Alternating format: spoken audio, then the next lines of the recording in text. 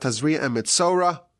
This contains perhaps the most intricate and arcane laws of the Torah, the laws of purity and impurity. Of course, for us, we don't even have a temple. Sacrificial laws are just abstract. They're theoretical for us. And certainly the laws of purity and impurity, even in the times of the temple, they were very mysterious and esoteric. But that's the subject of our Parsha. Now, of course, we have to remind everyone that purity and impurity have nothing to do with hygiene or cleanliness. And in fact, many of the processes demand the immersion in a mikvah prior to purification, and you actually have to be perfectly clean before you immerse in a mikvah. So this has nothing to do with cleanliness or with hygiene. It's totally different than physical dirtiness, something completely spiritual, but it may manifest itself in a physical way. So we start off with the impurity of a woman who recently gave birth. And there's a whole process of purification after having a baby. And then there are sacrifices, the elevation offering and the sin offering.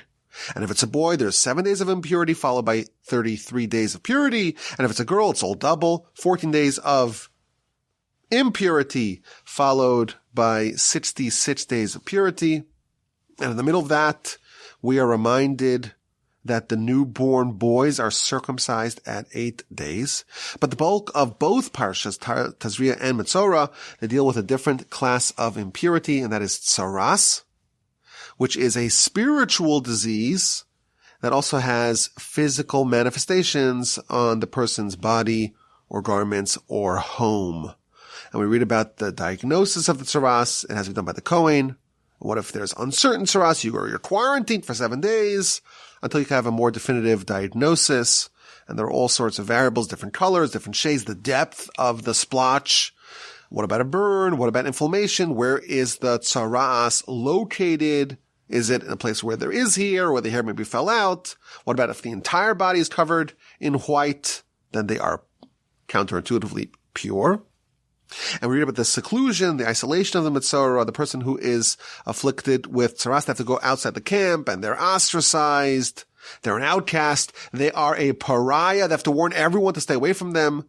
You're not allowed to go within 4 cubits, around 8 feet, of the Metzora. He's excommunicated. He lets his hair grow wild. And when he's alone, when he is secluded in isolation, he is encouraged to contemplate what he did, to repent, and hopefully to undo the causes, the spiritual causes that led to this spiritual malady. So this is a very intricate and elaborate halacha. How do you become someone who is a Metzora? How do you get diagnosed with tsaras? And then Parsha Metzora is all about the many different processes that are needed to remediate the tsaras once it has been affirmatively diagnosed. Now, if this subject you find to be confusing or complicated, it's comforting to know that you are not alone. You open up the Talmud, whenever it talks about this subject called negaim, meaning afflictions, it is shorthand. The word negaim is shorthand for the most difficult of Torah subjects. When the great Rabbi Akiva, when he opined on matters of agadic nature, so the non-halachic parts of the Torah, his colleagues were disappointed. He says, you have the intelligence, you have the capacity to study negaim, the leprosy, not leprosy, but the tsaras. Why are you dealing with the easy things? Let us deal with the easy things. You have the capacity, you have the wherewithal that few others have to engage in the understanding and the study of negaim, of tsaras. So in the times of the Talmud, we know, so going back 2,000 years, when these giants were so much more connected to Torah, so much more immersed in Torah, so much more experts in matters of Torah, and these subjects were confusing and confounding and challenging to these incredible exemplars, these giants of our history, what can we expect to know about it? It's very hard for us to understand the subject to its fullest, but nevertheless, we don't shy away from a challenge here on the Parsha podcast. I'm sitting in the Torch Center, after all, in Houston, Texas. I'm not going to shy away. Let's accept the challenge and see if we can discover something that's understandable to us, beneficial for us, insightful on our Parsha. So let's begin. I want to start with an amazing, and at least on the surface, quite inexplicable Rashi. It's the very first one of the Parsha. Parsha's Tazria starts off with a woman. She, with the help of the Almighty, is pregnant, and she has a baby boy. And there are some laws. There are the laws governing the purity and the impurity and the status of the woman, 7 days of impurity, 33 days of purity, and so on, the various sacrifices, of course, the circumcision on day 8. That's how the Parsha starts off. Now, last Parsha, Parsha Shmini, it ended with the laws of kosher and non-kosher animals, laws of kosher animals and the requirements, the signs to render an animal kosher, split hooves, it's got to chew its cud, fish, the fins and the scales, and the birds. Last week's Parsha ended off with the laws of purity and impurity of animals. And our Parsha starts off with the laws of purity and impurity of humans. And that's what Rashi's talking about, the first Rashi in our Parsha, the first comment from the greatest of all the commentators. The first comment that he offers in our Parsha is about the juxtaposition of the end of last week's Parsha to the beginning of our Parsha. And he notes something very fascinating. Going all the way back to Genesis. Genesis, of course, we read about the creation of the animals and of the constellations, the sun and the moon, and the trees and the grasses, and the animals, and the fish, and the humans. And what came first in Genesis? Man, of course, created on day 6. And all the animals precede man. So Rashi tells us, just as was true in the creation of humans versus animals, the animals came first. So too, when it comes to the Torah of the animals comes first. Last week's Parsha, we read about the laws of kosher and non-kosher of animals. The Torah of the animals is addressed. And then we move on to the Torah of the humans. With creation, animals came first. And with the laws of the animal come before the laws of the human. You, of course, would imagine it would be more sensible to first tell us the laws of mankind, of humanity, and then maybe the laws of the animals.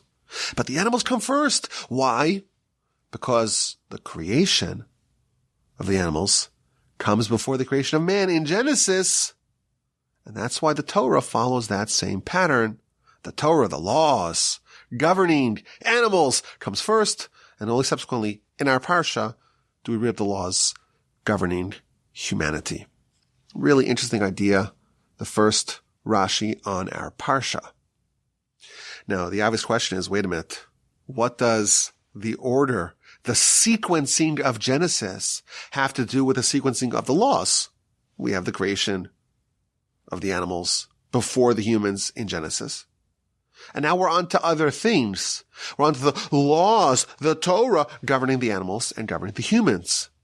Why would it follow that same pattern? Rashi just says, well, it follows the same pattern. Just as was true with creation, so too is true when it tells us the laws and the Torah. Animals come before humans. But why? What's the logic? So we already said in the rebroadcast podcast, the Maharal says an incredible idea. When we have the laws of the Torah, it's not its own independent thing from creation. They're connected. And that's where the pattern has to follow. When we have the Torah of a given thing, that is the completion of the creation of that thing. Genesis was only a partial creation. 99.9% of the work was done by the Almighty. But he left something for us to do. That little final little bit, that is our responsibility. And how do we do it? How do we complete Genesis? How do we finish creation, put the finishing touches, the polishing of Genesis? we do that with the Torah. The Torah shows us how to finish it off, how to put the final finishing touches to creation, which is a very fascinating, profound idea that God did almost all the work. He wants us to serve as his partners in finishing Genesis, in concluding creation, and we do that by following his instructions, the manual that he gives us to do that, namely the Torah. So that's this first Rashi in our Parsha. Very fascinating and profound idea. But if you think about it, there are some glaring questions. Rashi tells us that, well, when it came to creation, the animals preceded the humans. And therefore, when it comes to the Torah, the animals are going to precede the humans. And therefore, we have the laws of the animals, which animals are kosher and which animals are not kosher. And only then do we have the laws of the Torah, so to speak, of the humans. So question number one is, wait a minute. I don't believe that animals have any Torah. The laws of the end of last week's Parsha that talk about the kosher and the non-kosher animals, those are laws for us. Those are laws for humans. Animals aren't bound by the restrictions of kosher. Animals don't have any Torah. We are bound by the laws of the Torah. We are bound by these guidelines of what we can and cannot and must not eat. And therefore, even the laws of what renders an animal kosher and what renders it non-kosher, that's our Torah. That's not the Torah of the animals. Question number one. Question number two, the premise of Rashi is that, well, we have to follow the pattern of Genesis. First, the animals are created, and then the humans are created. And then, therefore, when it comes to the laws, like the completion of Genesis, first we have the completion of the animals, and then we have the completion of the humans. First we have the laws of the animals, and then we have the laws of the humans. Well, if that were to be true, well, you should start much earlier. We have been reading about myriads of laws for humans in the Torah. Right now we're in the book of Leviticus. We're advanced into the Torah. We had the Ten Commandments, you recall. Exodus chapter 20. Those commandments were all for us. And even before that, we had the laws of Passover and the Paschal offering and eating matzah and not eating chametz. And even before that, in Genesis, there were 3 mitzvahs. And all those mitzvahs were laws for humans exclusively. So if there is this principle that the laws of the animals must precede the laws of the humans, well, it's not true. Because now we're reading the laws, some laws of the humans. But we already had many, many countless laws for the humans that came before Parsha Shmini, before the laws of kosher and non-kosher, which animals are kosher. Hitherto, we've read many laws. More than 100 mitzvos have been featured in the Torah already. Way before the laws of the animals, what renders an animal kosher and what renders it not kosher. In a bevy of areas of human life, it's already been addressed. So what is Rashi telling us? What's this, the first Rashi in the whole Parsha? What a mystery. Such a strange idea. Oh, creation, the animals came first. And therefore, if we're going to have the laws, the animals have to come first as well. Okay, that's not true because we've had many, many laws. For humans exclusively, that preceded the laws of the animal. So I think there's something very deep going on over here. I want to suggest the following. I think Rashi is differentiating between laws. It doesn't say the laws. If you notice, you read it very carefully. It says the Torah of the animals precedes the Torah of the humans. Not the laws of the animals precede the laws of the humans. I think that Rashi is telling us that there's maybe 2 different classes of mitzvos. We have mitzvos, many, 613 mitzvos. And of course, each one of them is a divine instruction and it has such power and such insight and such depth, such profundity and such power. But there's something about the Torah, this idea of the totality of mankind. When you measure a human, is this human proper? Is this human admissible? Similar to the laws of kosher. You have an animal. Is it kosher or is it not? Is it 100% good or is it 100% not good? Something very comprehensive, so to speak, about these laws. Of course, the laws governing kosher are laws for us. But is this animal, is it righteous? Not righteous. Is it pure? Is it admissible? Is it kosher or not? You have a set of laws that are different. It's not like specific, discrete, isolated laws. It's the evaluation of the essence of a thing.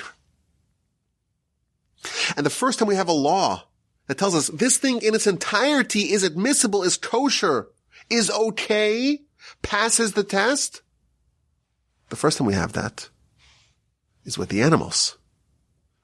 The end state of these animals is righteous on one side, kosher, admissible on one side, and non-kosher, impure, problematic on the other side. Think of it as the difference between the forest and the trees, as they say. The details and the bottom line. The totality of the animals, that is addressed before the totality of the humans. Last week's Parsha, we read about the totality of the animals. Which ones are kosher? Which ones are not kosher? Of course, that law applies only to the humans. The animals don't have the laws of kosher.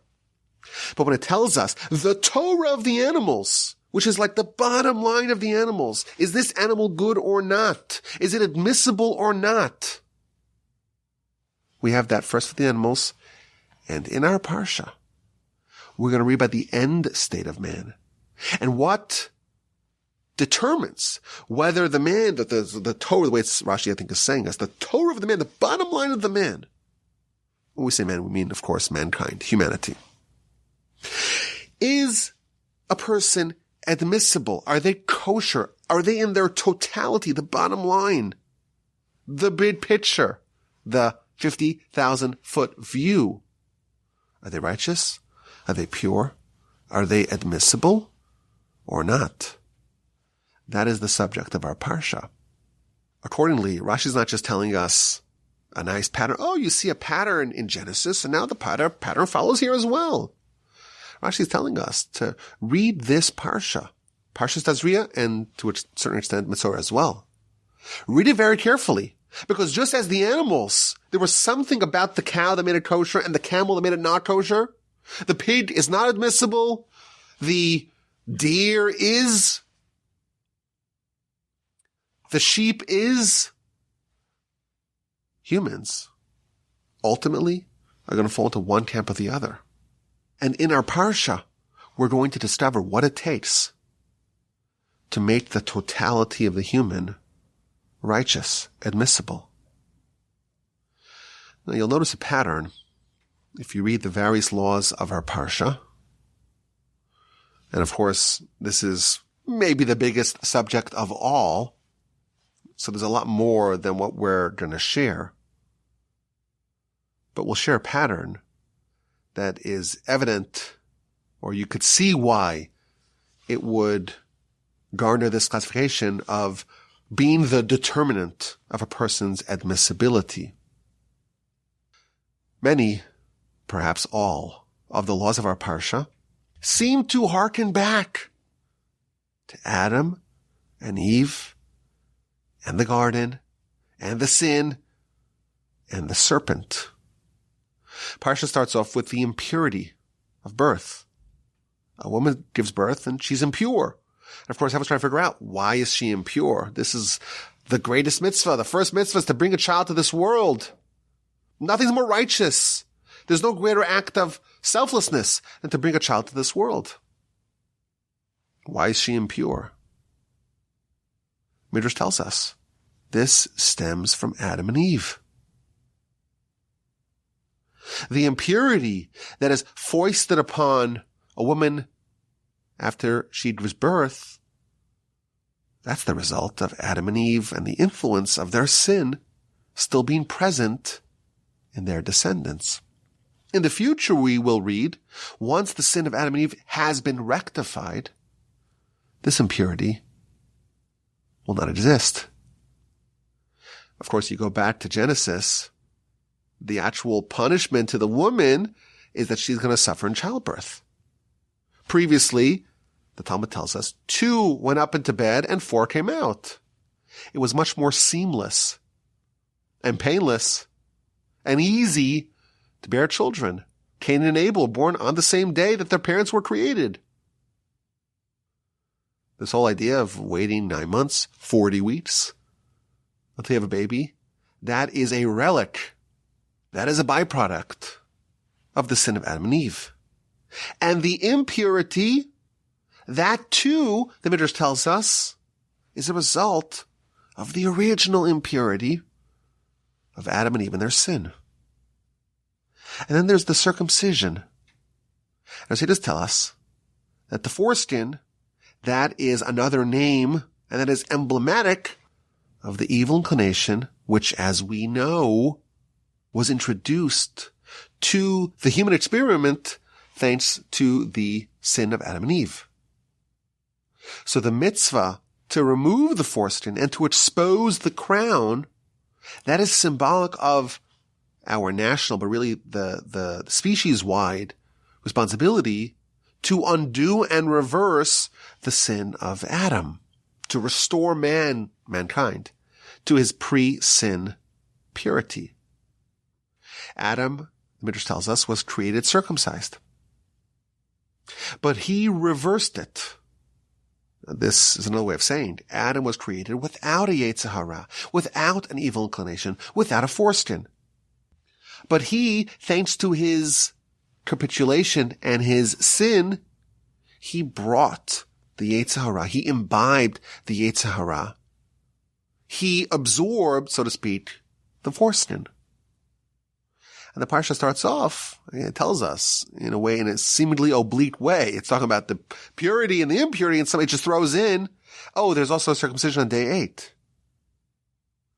This, of course, is what it's all about in ultimate fashion.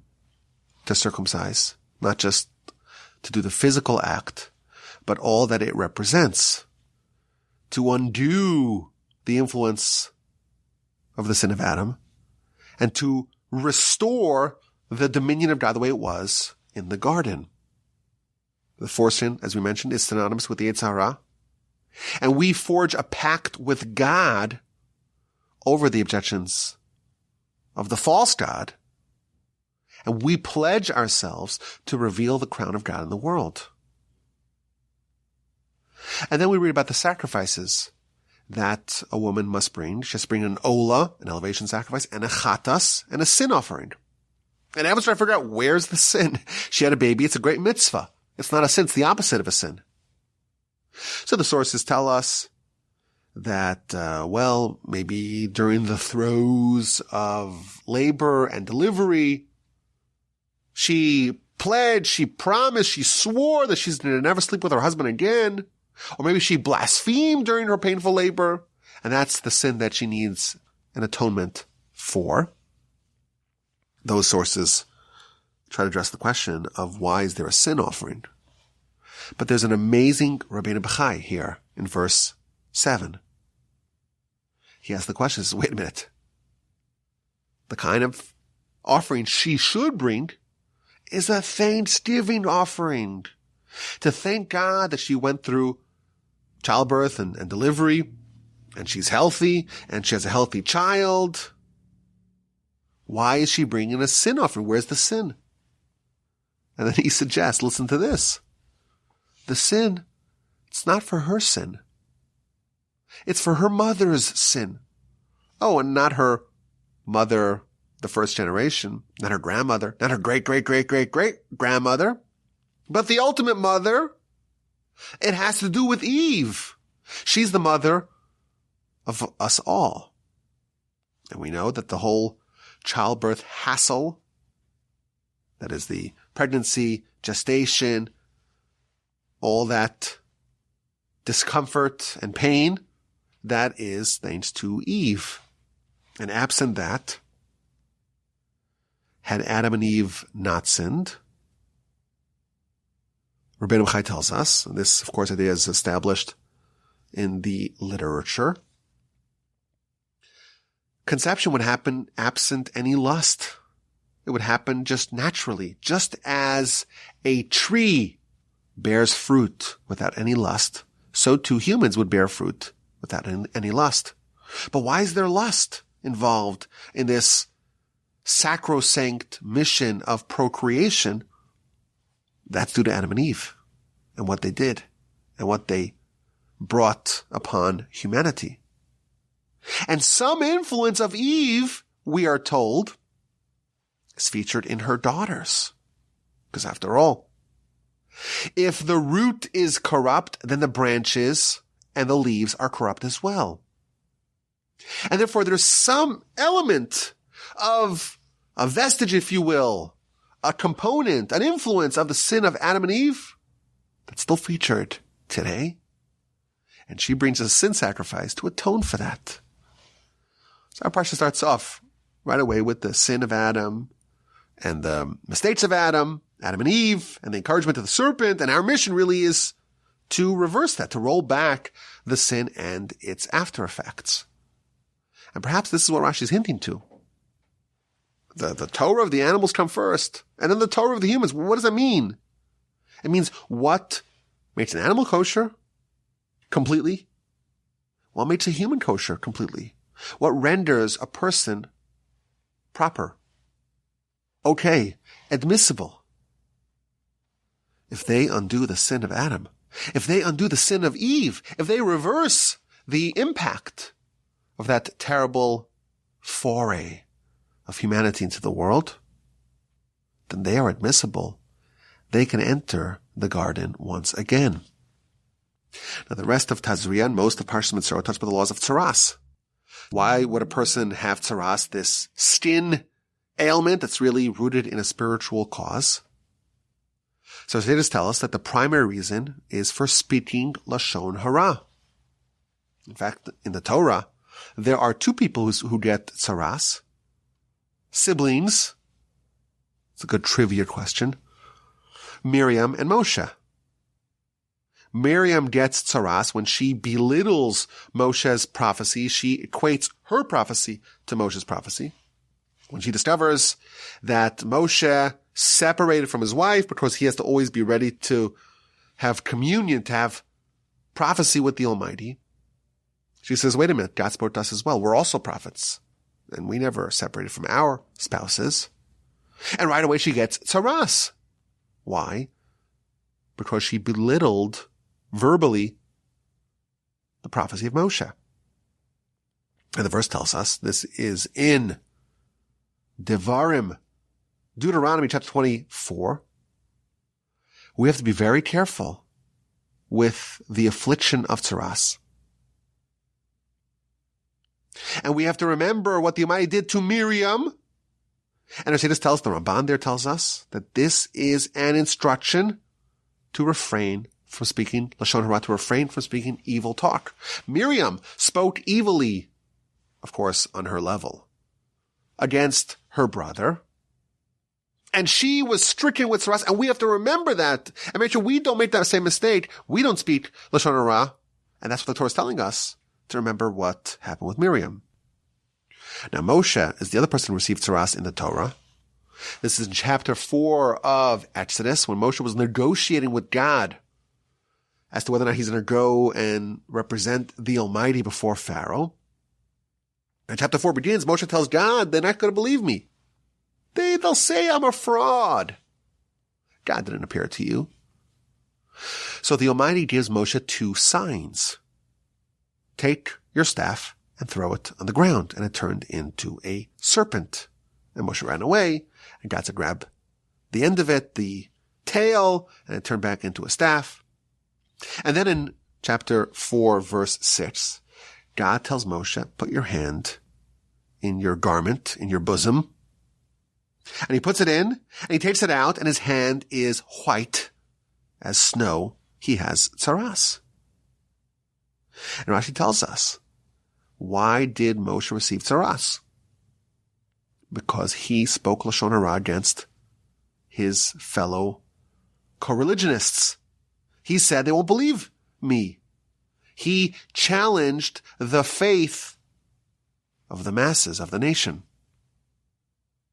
And therefore the Almighty, just as he did later on with Miriam, the Almighty struck Moshe with tzaras. Of course, he sticks his hand back in, and he pulls it out, and his hand has been healed.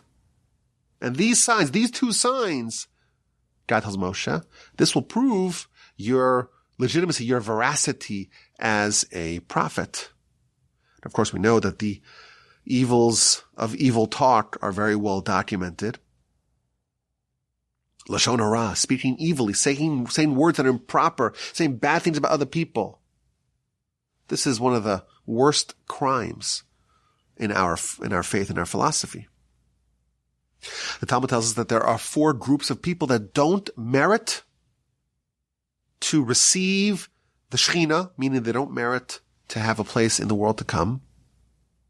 And all of them are people who use their mouth and their capacity for verbal communication and articulation. They use that improperly.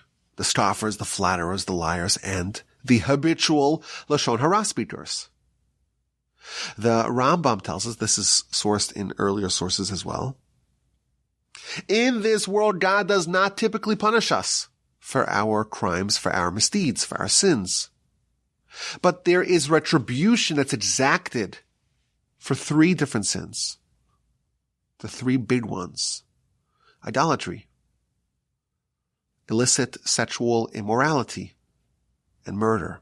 Oh, and Lashon Hara, that's equal to all 3 of those put together. The rabbis tell us, you murder one person, you're a horrific, heinous criminal. But you only killed one person. You speak Lashon Hara, you killed 3 people. The speaker, the listener, and the subject. When the Rambam lists the people who lose their portion of the world to come, who have no hope for eternity, included amongst all the horrific sinners, the heretics, the apostates, the heathens, people that are non-believers, the murderers, etc. He includes the people who use their mouth and words and communication inappropriately, Lashon Hara. Of course, we know this idea we've spoken about in the past.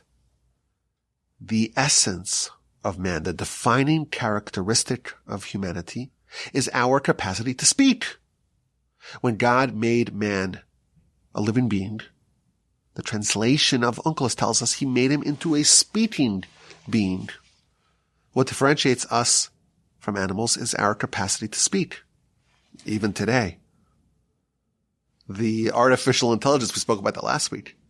Artificial intelligence, it's all about language and language processing, and almost the idea that our intelligence, our advanced intelligence, relatively speaking, compared to the chimpanzees and other animals, it is defined almost by language. According to the Torah, man is, when we say man, of course, we always mean mankind. I don't want to get into trouble with this. Humanity. We are our speech. That is our defining characteristic, and that defines who we are. That's the evaluation, so to speak, of our humanity, our righteousness. If you just had the words that a person speaks, the usage of their superpower, their language, you would know how righteous they really are. There's a wild story in the Talmud about one of the sages. This is in the book of Sanhedrin, page 65b. One of the sages created a human. It's easier said than done, I would imagine. A golem, if you will. And this person was totally indistinguishable from a human, save the person's inability to speak. And he sent him on a mission to go get something from the other rabbi. And the other rabbi starts talking to this person, and he's not responding. So that tipped off the great rabbi. If you're not speaking, you're not a human. You were made by one of my colleagues. I can tell. Go back to where you came from. Go back to your dust. If humans ever get around to creating, they made like a sheep, right? What they do? They made a clone. What was the name of that? Was it Dolly? That was the sheep that they cloned. If humans ever succeed in cloning humans, this is the one thing that they cannot infuse in their creation. You cannot make a human talk. Only God can do that. And that's what makes you a human. So our speech and our words, that's who we are. And if someone speaks bad, then they're bad. And of course, when it gets to Olam Haba, when it gets to the afterlife, for eternity, they're going to have to live with that classification. And that's what our Parsha talks about. The consequences of Lashon Hara, of evil talk. Now it's interesting. This too has very deep parallels with Adam and Eve going all the way back to Genesis. The Midrash tells us that the snake, its crime was Lashon Hara. It spoke evilly, and that's how it caused the humans to blunder. The snake told the humans, oh, God doesn't want you to eat from the tree because he ate from the tree and that's how he got all those powers. If you eat from the tree, you'll have those powers as well.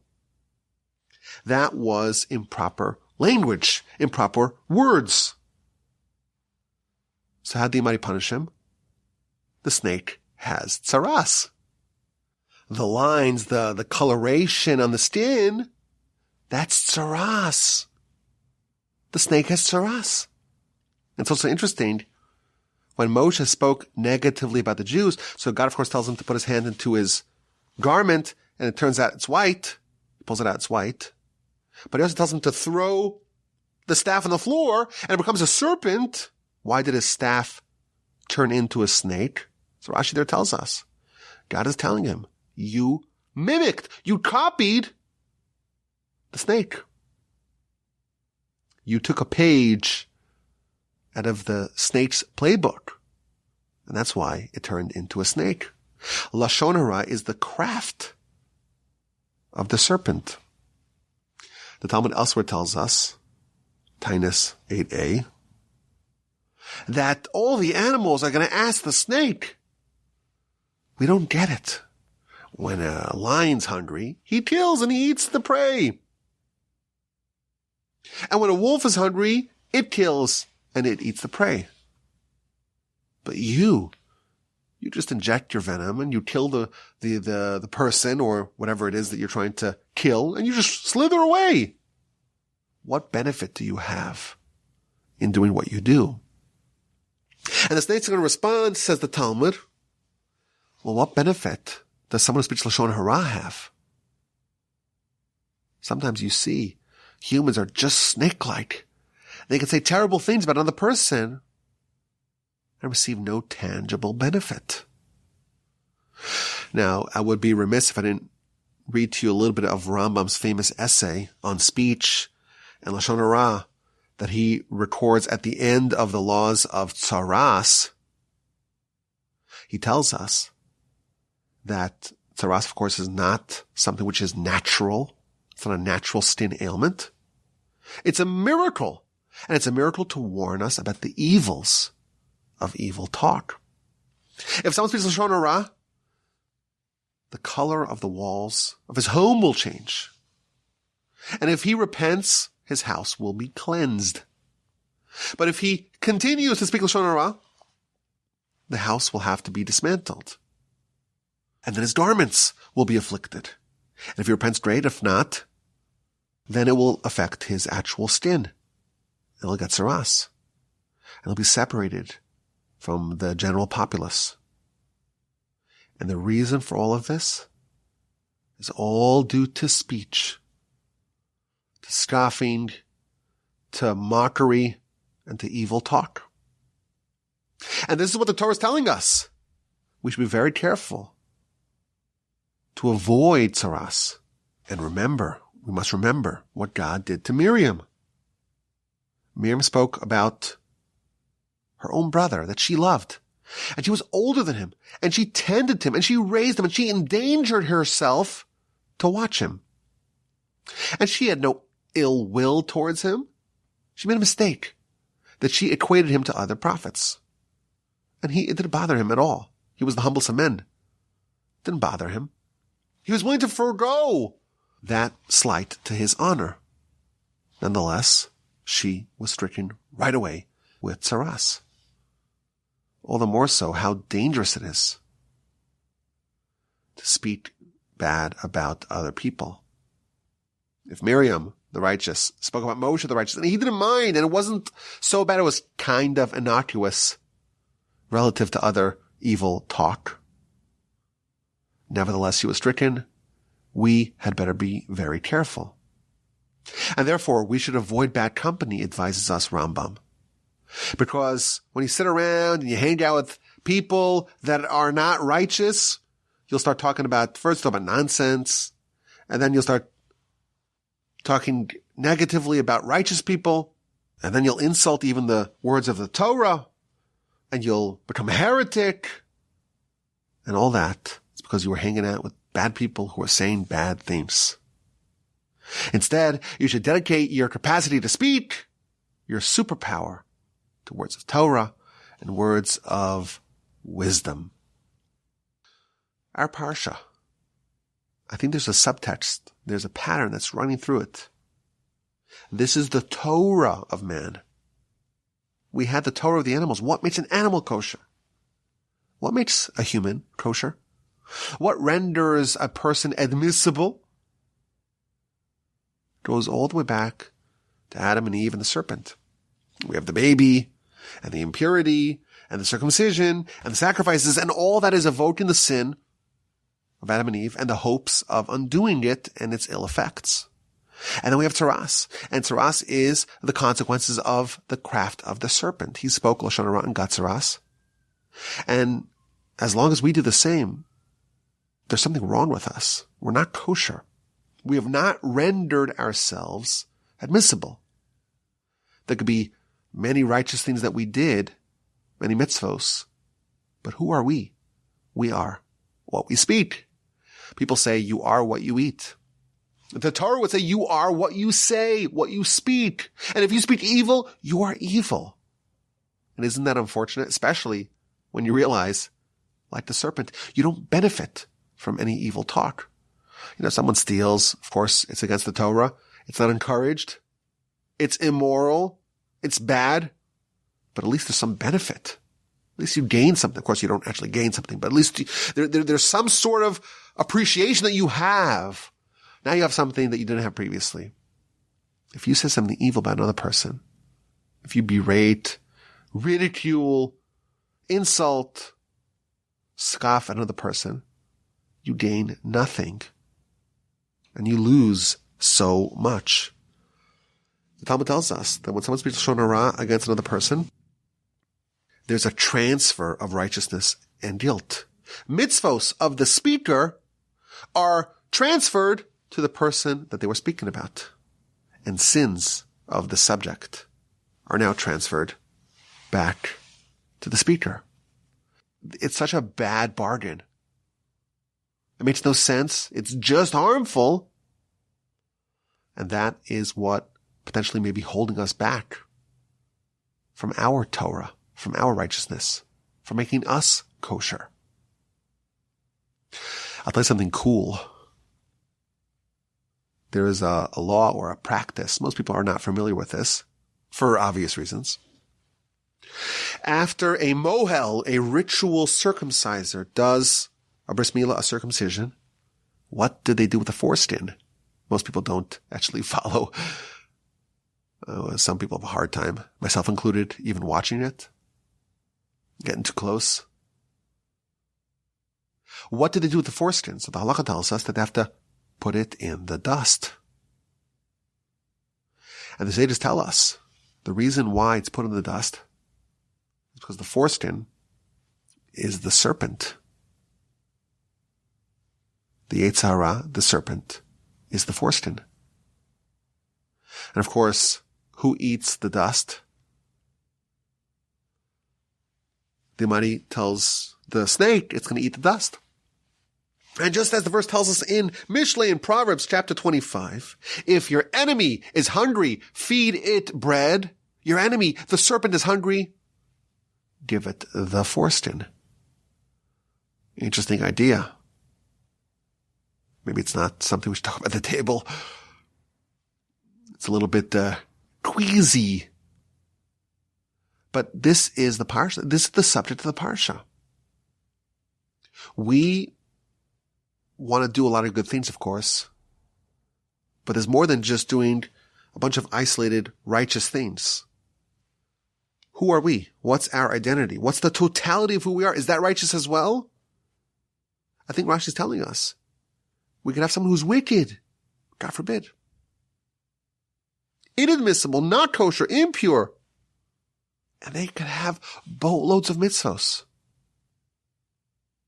If they don't take the lesson of our Parsha and render themselves completely righteous, admissible, they're going to have a really hard time when in heaven they judge them. And they judge them based, of course, on their behavior, but also who are you? What's your identity?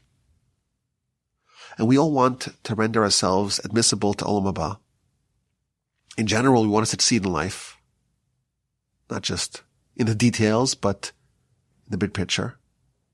We want to fulfill our responsibilities. We want to accomplish not just the isolated piecemeal, a little bit here, a little bit there, the mitzvos, but to do what we are here to do. And of course, on a big scale, that means to figure out what Adam did and just reverse that. And that's very hard. But you know what's less hard? Making sure that we don't speak anything bad about any other person. And that is doable. That's doable. Everyone is capable of that. And we're promised some incredible things. If you want life, you want total life. You want every part of yourself to be alive, right? How do you have life? The verse tells us, who is the man who desires life? You want life? Listen up. What do you need to do? Nitzar l'shoncha meira. Guard your tongue from evil. Usvasecha midaber mirma. Make sure your mouth, your lips, your tongue don't speak anything deceitful or wrong. You do that, you have life. The Talmud gives us a great story about one of the great rabbis who announced to the public, who wants life? Who wants life? And everyone gathered around. Oh, there's some sort of potion, some sort of elixir, a panacea. Who wants life? Guard your tongue. Just as we had last week's Parsha. There's something about certain animals that make them completely kosher and certain animals are completely not kosher. That's the Torah of the animals. Of course, the laws don't apply to the animals. But there's something that, in a comprehensive way, evaluates the animal and says, this is completely righteous. In our Parsha, we learn how to do that as a human. You want life? You want life? He says twice. You want life in this world? You want life in the next? Guard your tongue from any evil. The Midrash tells us, if you want to acquire eternity for cheap, you want it in an expensive way, you have to undo the sin of Adam. Adam was kicked out of the garden. Well, you have to figure out why he was kicked out and make sure that you just reverse that, and then you'll be allowed back in. But you want to do it on the cheap? Guard your tongue from evil. Nitzar leishoncha meira usvasecha midaber mirma. You do that, and you are completely righteous. An incredible thing. You're completely righteous, and you are kosher, and you are admissible to the afterlife. May we all be so fortunate. Okay, we like to end off the podcast with a question, because the questions are so good, so wonderful. It's important to think about and to cogitate upon? And this is a very difficult question. It's very difficult because the subject matter is also feels problematic, feels wrong. And that is, the Talmud tells us that converts, if someone converts to Judaism, they're a convert. Is that a good thing for us? Is that a bad thing for us? Well, the Talmud tells us that it's as difficult for the Jewish people as tsaras when non-Jews convert. It's so difficult for the Jewish people when non-Jews convert. The converts are as difficult for us, for the Jewish people, for the Jewish nation, as tsaras. That's what the Talmud tells us in many places. The book of Kiddushin, page 70b. The book of Yevamos, page, I think it's 46 or 47b. Now, what does this actually mean? So there are many, many different interpretations as to what the message is. In some of the interpretations, we're told that this is actually praising the converts. If someone converts, they're a Jew by choice. They opt in. They end up being so much more meticulous and fastidious about mitzvos. They're so righteous that they make us look bad by comparison. It's difficult for us as tsaras because now our flaws are being highlighted, are being amplified, are being magnified. You see a convert, so righteous, so committed. Look at these other Jews, less committed, less excited, less enthusiastic about Torah. That's some of the interpretations of what this Talmud means. Others say, well, it's maybe bad. Why? Because you have someone who converts and they're not really experts in the religion, and they're not really prepared necessarily for the rigors of Torah life. And their misdeeds and their mistakes now, because they're Jewish, they're part of the nation, and it could affect the whole nation. And therefore it's bad for us, not because of the righteousness of the converts, but because of the mistakes of the converts that flow over to the rest of the nation. But here's the question. The Talmud is very precise in its word usage. Kashar gerim l'Yisrael kesapachas. Converts are as difficult to Israel, to the nation, like tsaras. The question is why? Why specifically tsaras? Why is this the example that is given when we talk about how difficult it is for the nation when others join? So I'll give you a quick answer, just because I saw this in one of my friends, Rabbi Elchanan Shav, in his new book that I've been enjoying every week. He says something very interesting. The Midrash tells us, Rashi quotes this, that the reason why we had tsaras on the home, and we were forced to dismantle the home, because who previously lived in those homes? Well, the Canaanites. And the Canaanites, they hid all their valuables and all their gold behind the walls of their homes. And we had no idea that there's treasures lying behind the walls of our new homes in Canaan. And therefore the Almighty says, I'm going to make tsaras on the walls of these homes. And I'll point to you which stones you need to dislodge and remove. And you'll remove them. And you'll discover the treasure that lies behind it. So this is another angle of tsaras. Tsaras, of course, is a punishment. But it's also a reward. Now the Talmud tells us the reason why the Almighty sent us into exile, and the history of our nation is full of exile, all kinds of awful exiles that we've suffered tremendously in. Why did the Almighty send us into exile, says the Talmud book of Pesachim, page 87b? It's only so that we can collect the converts. So tsaras, what's tsaras? It's a terrible punishment. But it's also a wonderful reward. You have to dismantle your home, but you also get all that gold and valuables. The gerim, the converts, those souls of Jews that are trapped amongst the Gentiles, They are the reason why we have to go into exile. Is that a good thing or a bad thing? It's terrible. But it's like tzaras.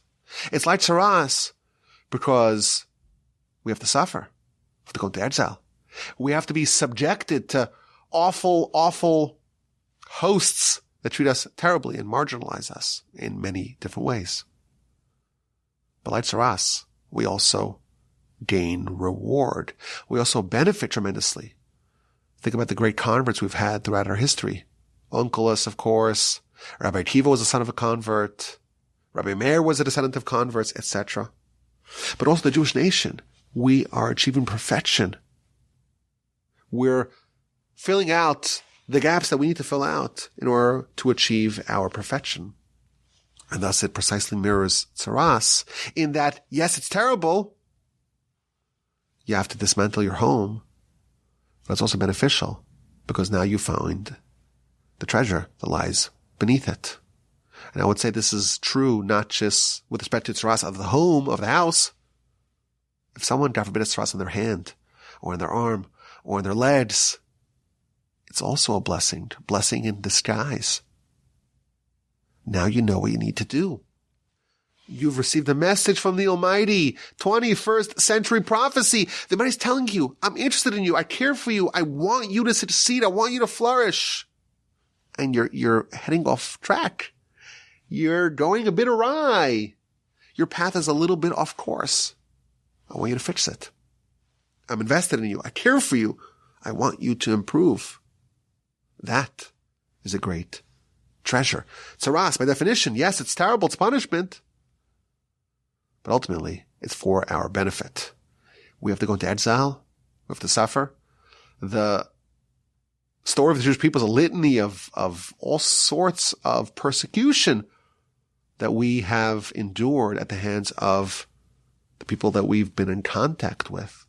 But ultimately, we're onto something very big here. We are the Almighty's people. And we're here to fix really what Adam did. We are at the vanguard of bringing this world to perfection. And it's not always pleasant to do that. To be responsible for all of humanity, it's not the easiest job in the world. But it is very deeply rewarding, and we wouldn't trade it for anything. I thank you for listening. This was a pleasure to discuss this wonderful double Parsha from the Torch Center in Houston, Texas. Have a wonderful day. Splendid rest of your week. An ascendant, transcendent Shabbos upcoming. And please God, with the help of the Almighty, we will talk again next week. And as always, my email address is rabbiwolbe@gmail.com.